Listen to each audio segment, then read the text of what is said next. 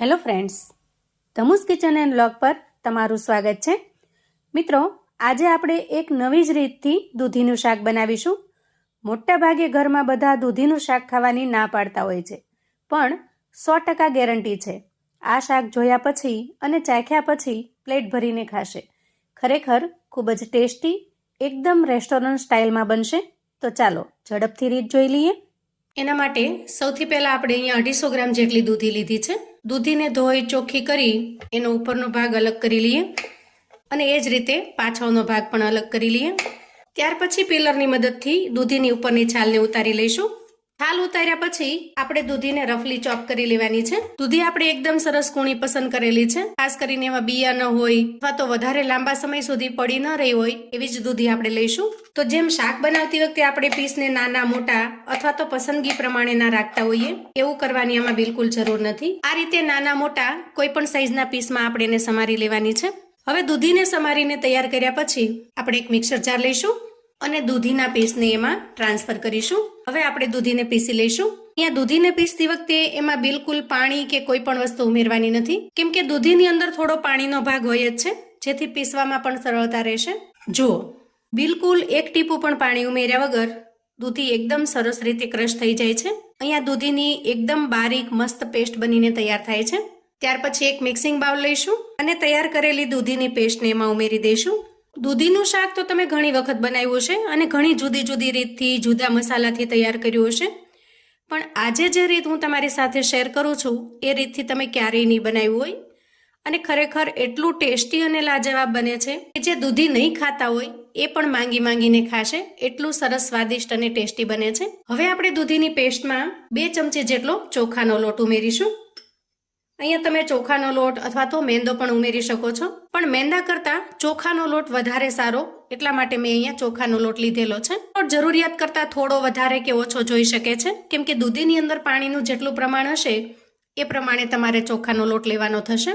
અને હવે આ લોટને આપણે મિશ્રણમાં સરસ રીતે મિક્સ કરી દઈએ. અહીંયા તમે ચોખાના લોટની જગ્યાએ બેસનનો પણ ઉપયોગ કરી શકો છો, પણ જો બેસન ઉમેરશો ને તો દૂધીના શાકનો ટેસ્ટ તમને દૂધીના કોફતા જેવો આવશે. જ્યારે આજે જે શાક આપણે બનાવી રહ્યા છીએ દૂધીના કોફતા જેવું નહીં, પણ એકદમ સરસ રેસ્ટોરન્ટ સ્ટાઇલ બનીને તૈયાર થશે. હવે આ બંને વસ્તુને સરસ રીતે મિક્સ કર્યા પછી આપણે 1 ચમચી જેટલું મોળું દહીં લઈશું અને દહીંને મિશ્રણમાં ઉમેરી દઈશું. દહીંની પસંદગી તમારે મોળું દહીં હોય એવી કરવાની છે, જેથી ખટાશનો ભાગ વધી ન જાય. અને ત્યાર પછી થોડી વાર માટે ઢાંકી અંદાજે 5 મિનિટ સુધી એને રેસ્ટ થવા દઈએ, જેથી આપણે જે ચોખાનો લોટ ઉમેરેલો છે એ સારી રીતે ફૂલી જાય. ત્યાં સુધીમાં આપણે થોડી આગળની તૈયારી કરીશું. અહીંયા 2 મીડિયમ સાઇઝની ડુંગળી લીધી છે અને આ ડુંગળીને આપણે આ રીતે 4 ભાગમાં વહેંચી લઈશું. એ જ રીતે બીજી ડુંગળીને પણ સમારી લેવાની. ડુંગળી થોડી મોટી હોય તો તમારે એના 3 ભાગ કરી લેવાના. ત્યાર પછી 3 મીડિયમ સાઇઝના ટમેટા લઈશું અને ટમેટાને 2 ભાગમાં વહેંચી લઈશું અને સાથે 2 લીલા મરચાં લઈશું. હવે આટલી તૈયારી કર્યા પછી અંદાજે 5 મિનિટ જેટલો સમય થયો છે, જેથી હવે બેટરને ચેક કરી લઈએ. થોડી વાર રેસ્ટ થવાથી મિશ્રણ થોડું ઘાટું બન્યું છે. હવે આપણે બેટરની અંદર સ્વાદ પ્રમાણે મીઠું ઉમેરી દઈએ અને અડધી ચમચી જેટલા ચીલી ફ્લેક્સ ઉમેરીશું. અહીંયા જો તમારે તીખાશનું પ્રમાણ ઓછું રાખવું હોય અને ખાસ કરીને જો બાળકો માટે બનાવી રહ્યા હો ને તો ચીલી ફ્લેક્સ ન નાખો તો પણ ચાલે. હવે બધું જ સરસ રીતે મિક્સ કર્યા પછી અડધી ચમચી જેટલો ઈનો ફ્રૂટ સોલ્ટ લઈશું. ઈનોની જગ્યાએ તમે ખાવાનો મીઠો સોડા પણ ઉમેરી શકો છો. ત્યાર પછી એક પ્લેટ અથવા તો ડીશને લઈએ અને ઓઇલથી ગ્રીસ કરી લઈએ. તૈયાર કરેલું મિશ્રણ એમાં ટ્રાન્સફર કરી દઈએ અને આ રીતે એક સરખું ફેલાવી દઈએ. ત્યાર પછી ગેસ ઓન કરી ગેસ ઉપર આપણે કડાઈ મૂકવાની છે અને એમાં અંદાજે 1 ગ્લાસ જેટલું પાણી ઉમેરીશું. કડાઈની વચ્ચે આ રીતે કોઈ સ્ટેન્ડ અથવા તો કાંઠાને સેટ કરી દેવાનું. એમાં સમારીને તૈયાર કરેલી ડુંગળી ઉમેરી દઈએ. સાથે સાથે સમારીને તૈયાર કરેલા ટમેટા પણ ઉમેરી દેવાના છે અને 3 થી 4 નંગ જેટલા કાજુ ઉમેરીશું. કાજુ ઉમેરવા બિલકુલ ઓપ્શનલ છે. હવે જુઓ, અહીંયા પાણી ધીરે ધીરે સરસ રીતે ગરમ થઈ રહ્યું છે. એ સમયે આપણે તૈયાર કરેલી પ્લેટને એમાં સેટ કરીશું અને ઉપર પ્લેટ ઢાંકીશું. આ રીતે કવર કરી અંદાજે 10 થી 12 મિનિટ સુધી સરસ રીતે થવા દેવાનું છે. અંદાજે 10 થી 12 મિનિટ પછી વાહ, જુઓ એકદમ પરફેક્ટ બનીને તૈયાર થયું છે. હવે પ્લેટને આપણે બહાર કાઢી લઈશું અને ત્યાર પછી બફાઈને તૈયાર થયેલી ટમેટા, ડુંગળી, મરચાંને કાઢી લઈએ. હવે ટમેટા થોડા ઠંડા થાય એટલે આપણે એની ઉપરની સ્કિન કાઢી લઈએ. બધું જ તૈયાર થઈ ગયા પછી આપણે ફરી મિક્સર જાર લઈશું અને સ્ટીમ થયેલી બધી જ વસ્તુને એમાં ટ્રાન્સફર કરીશું અને પેસ્ટ બનાવીને તૈયાર કરી લઈશું. જેથી આ રીતે એકદમ સરસ પ્યુરી બનીને તૈયાર થશે. અને હવે આપણે ગેસ ઓન કરી ગેસ ઉપર એક કડાઈ મૂકીશું, જેમાં નાના 2 ચમચા જેટલું તેલ ઉમેરીશું. હવે તેલ થોડું ગરમ થાય એટલે અડધી ચમચી જેટલી રાઈ ઉમેરી દઈએ અને અડધી ચમચી જેટલું આખું જીરું ઉમેરી દઈએ અને થોડી ચપટી જેટલી હિંગ ઉમેરી દઈએ. હવે રાઈ જીરું સરસ રીતે સતળાઈ જાય એટલે આપણે તૈયાર કરેલી પ્યુરીને ઉમેરીશું.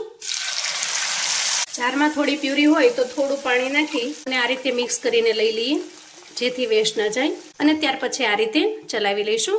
હવે આપણે આમાં રૂટીન મસાલા કરીશું, જેમાં 5 ચમચી હળદર, સ્વાદ પ્રમાણે મીઠું, 1 ચમચી ધાણા જીરું પાવડર અને 1 ચમચી લાલ મરચું પાવડર ઉમેરીએ. અડધી ચમચી જેટલું કાશ્મીરી લાલ મરચું લઈશું, જેનાથી શાકનો કલર ખૂબ મસ્ત લાલ બનશે. અને બધા જ મસાલાને પ્યુરીની અંદર સરસ રીતે મિક્સ કરી લઈશું. હવે જુઓ, અહીંયા પ્યુરી સરસ રીતે તૈયાર થઈ ગઈ છે અને મસાલા પણ સરસ રીતે મિક્સ થઈ ગયા છે. એ સમયે 1 ચમચી જેટલી દૂધની તાજી મલાઈને મેં ફેટી અને સરસ રીતે તૈયાર કરી લીધી છે, એને ઉમેરી દઈએ. મલાઈ ઉમેરવાથી શાકનો ટેસ્ટ એકદમ સરસ ક્રીમી અને રેસ્ટોરન્ટ જેવો બનશે. અને ત્યાર પછી થોડી કસૂરી મેથી ઉમેરીશું અને સરસ રીતે મિક્સ કરી લઈશું. હવે અહીંયા ગ્રેવી એકદમ પરફેક્ટ તૈયાર થઈ ગઈ છે, તો એ સમયે આપણે પોણા ગ્લાસ જેટલું પાણી ઉમેરી દઈએ અને બધી જ વસ્તુને સરસ રીતે મિક્સ કરી લઈએ. હવે આ રીતે ગ્રેવી તૈયાર થઈ જાય એટલે અંદાજે 1 મિનિટ સુધી ઢાંકણ ઢાંકી એને સરસ રીતે થવા દઈએ. હવે ગ્રેવી તૈયાર થાય છે ત્યાં સુધીમાં આપણે પ્લેટને ચેક કરી લઈએ. તો સૌથી પહેલા આપણે એની કિનારી છોડાવીશું અને ત્યાર પછી પીસ કરી લઈશું. અહીંયા તમને જેવડી સાઈઝમાં ગમે એવડી સાઈઝમાં પીસ કરી લેવાના છે. હું અત્યારે મધ્યમ સાઈઝના બનાવી રહી છું. અહીંયા તમને એક પીસ કાઢીને બતાવું. જુઓ, એકદમ સરસ સ્પોન્જી અને જાળીદાર બને છે. તો અહીંયા આપણે દૂધીમાંથી પનીર બનાવીને તૈયાર કર્યું છે, જેનું શાક બન્યા પછી કોઈને ખ્યાલ પણ નહીં આવે કે તમે આ દૂધીમાંથી બનાવીને તૈયાર કર્યું છે. અંદાજે 1 મિનિટ પછી અહીંયા ગ્રેવી એકદમ પરફેક્ટ તૈયાર થઈ ગઈ છે. તો આ સમયે ઉપરથી ઝીણી સમારેલી કોથમીર ઉમેરી દઈએ અને તૈયાર કરેલા પીસ ઉમેરી દઈએ અને સરસ રીતે પીસને મિક્સ કરી લઈએ. કોઈ પણને પીરસશો બિલકુલ ખ્યાલ નહીં આવે કે તમે આ શાકને દૂધીમાંથી બનાવ્યું છે. અને ટેસ્ટમાં એકદમ સરસ રેસ્ટોરન્ટ સ્ટાઇલ બને છે, જેથી ઓળખવું ચોક્કસથી મુશ્કેલ થશે કે આ શાક દૂધીનું છે. અહીંયા તમે એનું ટેક્સચર પણ જોઈ શકો છો, એકદમ લાજવાબ, ખૂબ જ ટેસ્ટી અને મજેદાર બને છે. તો અહીંયા આપણું દૂધીનું શાક બનીને તૈયાર છે. ગેસની ફ્લેમને આપણે બંધ કરીશું. અહીંયા એક વાતનો ખાસ ખ્યાલ રાખવાનો કે જ્યારે તમારે આ શાકને પીરસવું હોય ત્યારે જ ઉપરથી દૂધીનું પનીર ઉમેરવાનું છે. તમે જો થોડું અગાઉથી તૈયાર કરીને મૂક્યું હોય તો આ રીતે ગ્રેવી તૈયાર કરીને મૂકી દેવાની અને જ્યારે પીરસવાનું હોય ત્યારે ગ્રેવીને ગરમ કરી એમાં દૂધીના પનીરના ટુકડા ઉમેરી દેવાના. કેમ કે લાંબા સમય સુધી જો આ ટુકડા ગ્રેવીમાં રહેશે ને તો ગ્રેવીનું બધું જ પાણી સોક કરી લેશે. હવે આપણે શાકને સર્વ કરી લઈએ. વાહ, જુઓ, એકદમ મલાઈદાર, ખૂબ જ ટેસ્ટી અને રેસ્ટોરન્ટ સ્ટાઇલ શાક બન્યા છે. ખરેખર મિત્રો, જો આ શાક તમે એક વખત બનાવી લીધું ને તો ઘરના હંમેશા દૂધીનું આ શાક ખાવાની ફરમાઈશ કરશે. અને 100% જે લોકો દૂધી નહીં ખાતા હોય એ પણ આ શાક તો ચોક્કસ માંગીને ખાશે, કેમ કે દેખાવમાં અને ટેસ્ટમાં ખૂબ જ લાજવાબ બને છે.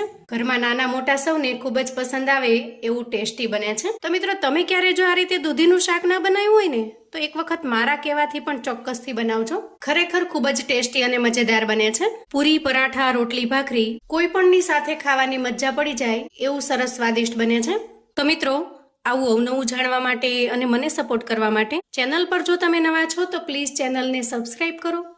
વિડીયો ગમે તો લાઈક અને શેર કરો. તમારા સગા સંબંધી મિત્રોને પણ આપણી આજની એકદમ ટેસ્ટી એવા દૂધીના શાકની રેસિપી ચોક્કસથી મોકલી આપજો, જેથી એ લોકો પણ બનાવીને તૈયાર કરી શકે, એન્જોય કરી શકે અને એના પરિવારને પીરસી શકે. કોમેન્ટમાં મને ચોક્કસથી જણાવજો મિત્રો કે આજની આ દૂધીના શાકની રેસિપી તમને કેવી લાગી છે. ફરી મળીશું એક નવી રેસિપી સાથે. ત્યાં સુધી આવજો મિત્રો.